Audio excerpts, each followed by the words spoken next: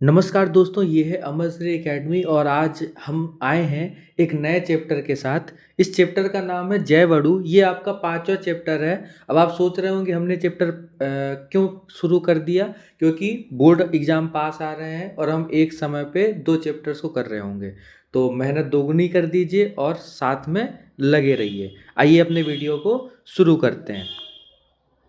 देखिए, सबसे पहले जो आपका चैप्टर है जैव अणु, तो सबसे पहले हमें जैव अणु के बारे में समझना होगा, ठीक है ना। इसके बाद ही हम कुछ आगे चैप्टर को पढ़ पाएंगे। तो प्रकृति में पाए जाने वाले समस्त जीव जंतु जैव अणुओं द्वारा बने होते हैं। किसके द्वारा बने होते हैं? जैव अणुओं द्वारा बने होते हैं। चाहे वो कोई भी जीव जंतु हो, चाहे वो पादप हो, कोई भी हो, ठीक है ना।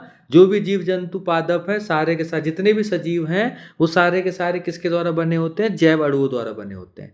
जैव अणु प्रायः जटिल कार्बनिक यौगिक होते हैं। ये सजीवों की कोशिकाओं में महत्वपूर्ण संगठक के रूप में उपस्थित होते हैं। जैव अणु क्या है? तो जैव अणु याद रखिएगा, यह जटिल कार्बनिक यौगिक होते हैं। और यह कहाँ पाए जाते हैं? यह प्रत्येक सजीवों की कोशिकाओं में पाए जाते हैं। कोशिका क्या है? कोशिका को हमारे शरीर की सबसे छोटी इकाई माना गया है और कोशिकाओं से ही हमारे शरीर का निर्माण हुआ है, ठीक है। जैव अणुओं जैव अणु कौन है? जटिल कार्बनिक यौगिक की जैव रासायनिक क्रिया से ऊर्जा प्राप्त होती है। यह ऊर्जा प्रत्येक सजीवों की वृद्धि, मरम्मत तथा समान अभिक्रियाओं के लिए आवश्यक होती है। जो आपका जैव अणु होता है, यह क्या करता है? यह एक जैव रासायनिक क्रिया करता है, ठीक है ना। एक केमिकल रिएक्शन करता है, जिससे क्या प्राप्त होता है? ऊर्जा प्राप्त होता है। यह ऊर्जा प्रत्येक प्रत्येक सजीव की वृद्धि में, ठीक है ना, अगर कोई कोशिका डैमेज हो गई है तो उसकी मरम्मत में, तथा जो अन्य अभिक्रियाएं होती हैं उसके लिए आवश्यक होता है। जैव अणु प्रायः 25 से अधिक तत्वों से प्राप्त होते हैं। जैव अणुओं में आवश्यक संगठक C से कार्बन, H से हाइड्रोजन, N से नाइट्रोजन, O से आपका ऑक्सीजन और P से आपका फास्फोरस और S से आपका सल्फर।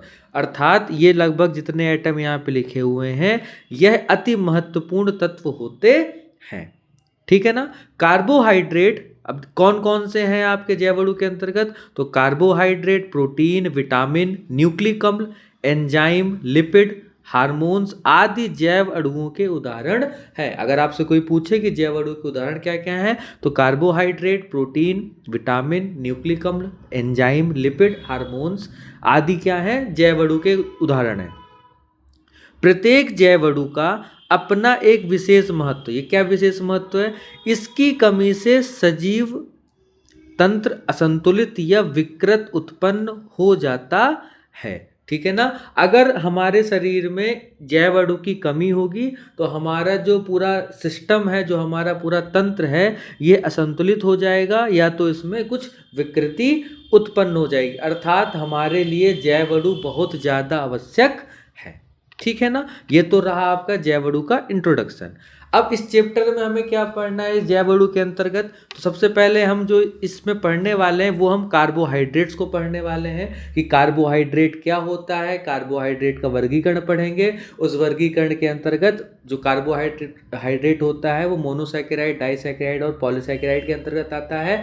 तो मोनोसैकेराइड में कौन है, डाइसैकेराइड में कौन है और पॉलीसैकेराइड में कौन है। इसके बाद जो कार्बोहाइड्रेट्स होते हैं वह कौन सा बंध बनाते हैं, इस पर भी विशेष चर्चा होगी। इसके साथ साथ जो कार्बोहाइड्रेट होता है इसी में ग्लूकोज आता है। तो ग्लूकोज क्या है, ग्लूकोज की संरचना और इसमें इसकी जो विरचन की विधि होती है और जो इसकी रासायनिक विधियाँ होती हैं, ये पेपर में पूछा गया क्वेश्चन है, याद रखिएगा।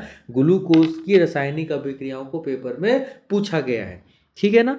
इसके बाद दूसरा हम पढ़ेंगे प्रोटीन के बारे में। प्रोटीन क्या होता है, प्रोटीन कौन सा बंध बनाता है, प्रोटीन की संरचनाएं क्या होती हैं। इसके बाद हम एंजाइम्स के बारे में पढ़ेंगे, ठीक है ना। एंजाइम क्या होते हैं, एंजाइम से क्या कार्य होते हैं। फिर विटामिन के बारे में पढ़ेंगे, vitamin A, vitamin B, vitamin C, vitamin D, vitamin E और विटामिन के, है ना। तो ये जो आपके हैं इन सभी को हम क्या करेंगे, लगभग हम विटामिन को पढ़ रहे होंगे वहाँ पे। इसके बाद जो आपका होता है न्यूक्लिक अम्ल, लास्ट में क्या आता है न्यूक्लिक अम्ल। न्यूक्लिक अम्ल में हम क्या पढ़ रहे होंगे, डीएनए और आरएनए। याद रखिएगा ये जो आपका चैप्टर है ये मोस्टली जो मैथ वाले स्टूडेंट हैं, ठीक है ना, वो थोड़े से क्या होंगे, वीक होंगे। वहीं जो ये बायो वाले स्टूडेंट्स होते हैं जो बायोलॉजी ले रखे हैं उनके लिए चैप्टर बहुत ही सही है, क्योंकि वो जो बायोलॉजी में पढ़ रहे हैं उसका कई हिस्सा यहाँ पे प्रयोग होगा। लेकिन याद रखिएगा चूंकि आप बायोलॉजी पढ़े हुए हैं तो इसका मतलब ये नहीं है कि पूरा का पूरा आपको यहाँ पे लाभ मिलेगा। यहाँ पे बायोलॉजी का तो प्रयोग है जैसे डीएनए और आरएनए में, लेकिन उसको हम किसके फॉर्म में पढ़ रहे होंगे, रसायन विज्ञान की फॉर्म में पढ़ रहे होंगे। रसायन विज्ञान में क्या आता है, मॉलिक्यूल्स आते हैं, ठीक है ना। अच्छा, कार्बोहाइड्रेट किस लिए यूज होता है, कार्बोहाइड्रेट हमें एनर्जी देता है, प्रोटीन हमारे शरीर की वृद्धि करता है, एंजाइम हमारे शरीर को क्रियान्वित करता है, विटामिन्स हमारे शरीर के आवश्यक तत्व हैं, और न्यूक्लिकम जो हमारी एक आनुवंशिक इकाई भी हम कह सकते हैं कि जो जैसे डीएनए और आरएनए ये बहुत कुछ हमारा आनुवंशिकता को डिसाइड करता है, बहुत सारे हमारे गुणों को, आनुवंशिक गुणों को निर्धारित करते हैं। तो हम इस चैप्टर में इन सभी टॉपिक्स को पढ़ने वाले हैं। तो अब हम अपना टॉपिक शुरू करते हैं। इसमें पहला है हमारा कार्बोहाइड्रेट। तो कार्बोहाइड्रेट व्यापक रूप से प्रकृति में पौधे व जंतुओं में पाए जाते हैं, ठीक है ना। प्रकृति में भी जो पौधे जो जीव जंतु होते हैं उनमें कौन पाया जाता है, कार्बोहाइड्रेट बहुत बड़ी मात्रा में पाया जाता है। ये कार्बन, हाइड्रोजन व ऑक्सीजन परमाणुओं से मिलकर बने होते हैं। याद रखिए कार्बोहाइड्रेट में कार्बन, ऑक्सीजन और हाइड्रोजन, ठीक है ना, कार्बन, ऑक्सीजन और हाइड्रोजन, ये 3 परमाणु आपको बहुतायत मात्रा में मिलेंगे। ऑक्सीजन व हाइड्रोजन व ऑक्सीजन परमाणुओं का अनुपात सामान्यतया 2:1 पाया गया है, अर्थात जो आपका H होगा वह 2 होगा और O कितना होगा, 1 होगा। हमेशा अनुपात यही रहेगा, हाइड्रोजन 2 और ऑक्सीजन 1, ठीक है ना। इसलिए इनको कार्बन के हाइड्रेट्स कहा जाता है, क्योंकि H2O का मतलब क्या होता है, हाइड्रेट्स होता है, और यहाँ पे क्या लगा होता है, C लगा होता है, तो इसीलिए कार्बन क्या बोला जाता है, इसको हाइड्रेट्स बोला जाता है। कार्बोहाइड्रेट का सामान्य सूत्र क्या है, ये है CX ब्रैकेट के अंदर H2O, क्योंकि 2 और 1 का अनुपात होना चाहिए हाइड्रोजन और ऑक्सीजन के बीच में, और भाई यहाँ पे CX का मान कुछ भी हो सकता है, 1 2 3 4 5 6 7 8, मतलब कार्बन की संख्या कुछ भी हो सकती है और हाइड्रेट की संख्या भी कुछ भी हो सकती है। अगर आपको इस प्रकार का सूत्र मिल रहा है, ऐसा सूत्र लिखा हुआ है, इसका मतलब वह क्या है, आपका कार्बोहाइड्रेट है। यह सबसे ज़्यादा पादपों में पाया जाता है। याद रखिएगा कार्बोहाइड्रेट सबसे ज़्यादा कहाँ पाया जाता है, पादपों में पाया जाता है, क्योंकि पादपों का लगभग 70% हिस्सा किससे बनता है, कार्बोहाइड्रेट से बनता है। हमारे अंदर भी कार्बोहाइड्रेट पाया जाता है, लेकिन जो पादप होते हैं उनका लगभग पूरा जो ढांचा होता है, जो उनका सिस्टम होता है, वह 70% लगभग किससे बनता है, आपका कार्बोहाइड्रेट से बनता है, ठीक है ना। आगे चलते हैं। अब इसके लिए कुछ अपवाद, जैसे कि अभी आपको मैंने बताया कि जो उसका सूत्र क्या है आपका, CX और ब्रैकेट के अंदर कौन होना चाहिए, H2O होना चाहिए, और यहाँ पे क्या हो, Y हो, अर्थात हाइड्रोजन और ऑक्सीजन के बीच में क्या होना चाहिए, 2:1 का रेशो होना चाहिए। तो इसके कुछ अपवाद भी निकल के आते हैं, जैसे वे जो परिभाषा के अनुसार कार्बोहाइड्रेट नहीं है, ठीक है ना, मतलब परिभाषा जो उसने बोला कि कार्बन और जो हाइड्रोजन और ऑक्सीजन है उनके बीच 2:1 का रेशो होना चाहिए, ठीक है ना, लेकिन ये वास्तव में क्या है, कार्बोहाइड्रेट्स हैं। मतलब उस परिभाषा के अनुसार तो नहीं होने चाहिए, लेकिन रियल में क्या होते हैं, ये कार्बोहाइड्रेट होते हैं। वह कौन होता है, एक होता है आपका रेमनोस और दूसरा होता है 2-डीऑक्सीराइबोज। देखिए अगर आप इसको गौर करके देखेंगे यहाँ पे, तो यहाँ पे किसी भी प्रकार से आप H और O के बीच में 2:1 का रेशो नहीं पाएंगे, ठीक है ना। उसी प्रकार अगर आप इसको भी देखेंगे यहाँ पे, तो इनके बीच भी किसी भी प्रकार से जो आपका H10O4 है, ये लगभग आपका कुछ इस प्रकार का रेशो बन रहा है, अर्थात यहाँ पे भी 2:1 नहीं है। लेकिन यह परिभाषा के अनुसार तो कार्बोहाइड्रेट नहीं है, लेकिन वास्तव में ये दोनों क्या होते हैं, ये दोनों वास्तव में आपके कार्बोहाइड्रेट्स होते हैं, ठीक है ना। ठीक उसी प्रकार एक और अपवाद है आपके यहाँ पे कि वे जो परिभाषा के अनुसार तो कार्बोहाइड्रेट हो सकते हैं, मतलब परिभाषा में अगर हम पढ़ेंगे तो उनको कार्बोहाइड्रेट होना होना चाहिए, लेकिन वह वास्तव में कार्बोहाइड्रेट्स नहीं होते। जैसे पहला आपका हो गया फॉर्मेल्डिहाइड। क्यों? देखिए, अगर आप HCHO को एक साथ लिखेंगे तो यहाँ पे आ जाएगा CH2O। अगर आप गौर करके देखेंगे तो ये C हो गया, ब्रैकेट के अंदर H2O हो गया। तो हाइड्रोजन और ऑक्सीजन के बीच में क्या है? 2:1 है, अर्थात इसको क्या होना चाहिए? कार्बोहाइड्रेट होना चाहिए, लेकिन यह वास्तव में कार्बोहाइड्रेट नहीं हो, मतलब परिभाषा के अनुसार तो होना चाहिए लेकिन वास्तव में ये नहीं होते हैं। ठीक है ना। उसी प्रकार अगर हम एसिटिक अम्ल को देखें तो ये आपका यहाँ लिखा है, इसको अगर हम सॉल्ट में और संक्षिप्त में लिखें तो कार्बन कितने हो गए? 2 हो गए। इसके बाद H कितने हो गए? 4 हो गए। और O कितने हो गए? 2 हो गए। अगर आप इसको और थोड़ा सा रिफाइन करें तो ये C2 हो गया, H2O हो गया और यहाँ पे 2 हो गया, है ना। तो यहाँ भी देखिए 2:1 है, अर्थात ये भी क्या होना चाहिए? ये भी आपका कार्बोहाइड्रेट होना चाहिए, लेकिन ये वास्तव में कार्बोहाइड्रेट नहीं होता। वहीं अगर आप लैक्टिक अम्ल की बात करते हैं, ठीक है ना, वहीं अगर आप किसकी बात करते हैं? लैक्टिक अम्ल की बात करते हैं, तो इसका जो मेन सूत्र होता है लैक्टिक अम्ल का, वह होता है CH3CH COOH और यहाँ पे आपका होता है OH। ठीक है ना। ये किसका सूत्र है? आपका वास्तविक लैक्टिक अम्ल का। इसको हमने क्या कर दिया? संक्षिप्त में लिख दिया। तो देखिए यहाँ पे हाइड्रोजन और ऑक्सीजन के बीच में क्या है? 2:1 का अनुपात है, लेकिन क्या यह आपका कार्बोहाइड्रेट है? जी नहीं, ये कार्बोहाइड्रेट नहीं है। तो जहाँ रेमनोज और 2-डीऑक्सीराइबोज कार्बोहाइड्रेट हैं जबकि परिभाषा के अनुसार नहीं होने चाहिए, वहीं पे आपका ये जो परिभाषा के अनुसार कार्बोहाइड्रेट यहाँ पे हैं परंतु वास्तव में कार्बोहाइड्रेट नहीं होते। जैसे फॉर्मेल्डिहाइड नहीं है, एसिटिक अम्ल नहीं है और लैक्टिक अम्ल भी नहीं है। ये चीज़ याद रखिए, ये अपवाद है हमारी परिभाषा का। इसके बाद कार्बोहाइड्रेट के जैविक कार्य क्या क्या है? ठीक है ना। ये शरीर को ऊष्मा व ऊर्जा प्रदान करता है। हमारे शरीर को जो ऊर्जा और ऊष्मा देने का काम करता है वो कौन करता है?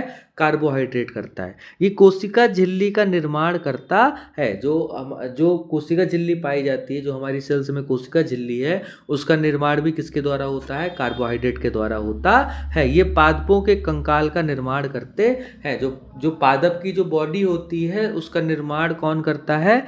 कार्बोहाइड्रेट करता है। तभी जब हम बोलते हैं कि जो पादप होते हैं इनका जो 70% हिस्सा होता है वह किससे बना होता है? आपका कार्बोहाइड्रेट से बना होता है। तो ये चीज़ याद रखिएगा, ये 3 क्या होते हैं? आपके जैविक कार्य होते हैं। ये शरीर को ऊष्मा व ऊर्जा प्रदान करते हैं कार्बोहाइड्रेट कोशिका झिल्ली का निर्माण करते हैं, कार्बोहाइड्रेट पादपों के कंकाल का भी निर्माण करते हैं। ठीक है ना। आगे चलते हैं।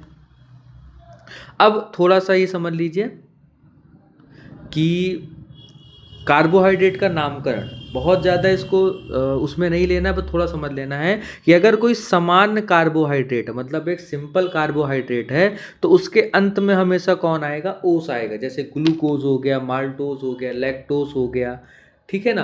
रेमनोज भी जो हमने पढ़ा था उसके भी लास्ट में कौन आया था? ओस आया था। तो अगर कोई सामान्य कार्बोहाइड्रेट है तो उसके नाम के अंत में कौन आएगा? ओस आएगा। लेकिन हमें पता है कि अगर हम कार्बोहाइड्रेट कर रहे हैं तो उसमें 2 ग्रुप हमेशा आएंगे। एक आएगा आपका एल्डिहाइड और एक आपका आएगा कीटोन। ठीक है ना। एक आपका आएगा एल्डिहाइड और एक आपका आएगा कीटोन। ठीक है ना। तो ये जो दोनों आपके ग्रुप हैं, यह दोनों कहाँ पे होंगे? आपके कार्बोहाइड्रेट में पाए जाएंगे। तो अगर जो आपका कार्बोहाइड्रेट है उसमें कौन सा एल्डिहाइड समूह मौजूद होता है तो अंत में क्या लगाया जाएगा? एल्डोज लगाया जाएगा। वहीं अगर कीटोन समूह मौजूद होता है तो उस कार्बोहाइड्रेट के नाम के अंत में कीटोस लगाएगा। हम यहाँ पे थोड़ा देख लेते हैं। अगर कार्बन की संख्या 3 है तो कार्बन की संख्या 3 का मतलब क्या होता है? ट्राई होता है। ठीक है ना। उसके अकॉर्डिंग नहीं चलेंगे, मेथित प्रॉप। यहाँ पे कितने कार्बन? 3 कार्बन। तो अगर हम इसे एल्डिहाइड समूह के रूप में देखें तो वहाँ पे एल्डोस की बात करें। कीटोस का मतलब क्या हो गया? आपका कीटोन समूह उपस्थित है। तो अगर 3 कार्बनों की श्रृंखला है, 3 कार्बनों का कार्बोहाइड्रेट है तो उसको पढ़ेंगे एल्डो ट्रायोस। ठीक है ना। एल्डो एल्ड और उसके बीच में क्या लगा जाएगा, ओ ट्राई लग जाएगा, तो एल्डो ट्राइस हो जाएगा। ठीक है ना। 4 को हम क्या बोलते हैं, 4 को हम टेट्रा बोलते हैं, तो ये हो जाएगा आपका एल्डो टेट्रोस। उसी प्रकार यहाँ पे भी देखिए ये बन जाएगा कीटो ट्रायोस हो जाएगा, और ये क्या हो जाएगा, कीटो टेट्रोस हो जाएगा। अगर 5 है तो 5 को हम कहते हैं पेंटा, तो एल्डो पेंटोस हो गया, वहीं पे कीटो पेंटोस हो गया। अगर 6 कार्बन है, अगर वहाँ पे एल्डिहाइड समूह है तो उसका नाम हो जाएगा एल्डो हेक्सोस। वहीं अगर 6 कार्बन है और उसमें कीटोन समूह है तो उसका नाम हो जाएगा कीटो हेक्सोस। ठीक है। अगर 7 कार्बन है तो 7 कार्बन में क्या बन जाएगा, एल्डो हेप्टोस। वहीं पे अगर कीटोन समूह उपस्थित है उसमें वो एल्डिहाइड नहीं है तो उसका नाम हो जाएगा कीटो हेप्टोस। ठीक। तो ये रहा आज का हमारा वीडियो। ये कौन सा आपका चैप्टर है, ये आपका केमिस्ट्री के पार्ट 2 का 5वां चैप्टर। इससे पहले हम कौन सा चैप्टर चालू किए थे, पहला चैप्टर चालू किए थे। तो हम लगभग दोनों चैप्टर्स के वीडियो को साइमल्टेनियस देते रहेंगे, जिससे आपका पार्ट 1 भी कंप्लीट हो, चैप्टर 1 भी कंप्लीट हो जाए और चैप्टर 5 भी कंप्लीट हो जाए, क्योंकि बोर्ड एग्जामिनेशन आ रहा है और हमें पढ़ाई जोर से करनी है। ठीक है ना। आशा करता हूँ आपको हमारा ये वीडियो पसंद आया। अभी याद रखिएगा, अभी जो आपका जैव अणु है इसमें जो आपका कार्बोहाइड्रेट है, ठीक है ना, और जो प्रोटीन है ये थोड़ा टाइम टेकन लेंगे। इसके बाद जो एंजाइम होता है आपका, ठीक है ना, जो विटामिन्स होते हैं आपके, और साथ में जो हमने न्यूक्लिक अम्ल हमें पढ़ना है, ये सब चीज़ें क्या होती हैं, ये सब चीज़ें बहुत ही माइल्ड हैं, ये तुरंत ख़त्म हो जाएगा। लगभग तीनों के लिए एक लेक्चर लगेगा और तीनों ख़त्म हो जाएंगे। हाँ, थोड़ा न्यूक्लिक अम्ल में ले सकते हैं क्योंकि वहाँ पे थोड़ा ज़्यादा जाएगा, तो हमें ज़्यादा जो जोर देना है वह हमें कार्बोहाइड्रेट और प्रोटीन। मोस्टली जो बहुत ज़्यादा जोर रहेगा वो कार्बोहाइड्रेट में रहेगा, क्योंकि कार्बोहाइड्रेट से बहुत सारे प्रश्न हर साल पेपर में आते हैं। याद रखिएगा, ये पूरा का पूरा ये जो चैप्टर है ये लगभग आपका 5 से 8 नंबर आपको देके जाएगा। ये पूरा का पूरा जो चैप्टर है ये लगभग पेपर में 5 से 8 नंबर पे आएगा। ये चीज़ आप हमेशा ध्यान रखिए। ठीक है ना। बहुत अच्छा लगा आप हमारे वीडियो में आए। अगर आपको हमारा वीडियो पसंद आया है तो चैनल को सब्सक्राइब ज़रूर कर दीजिएगा और बेल आइकन दबा दीजिएगा, जिससे आपको हमारे वीडियो का नोटिफिकेशन पहले ही मिल जाए। ठीक है ना। धन्यवाद।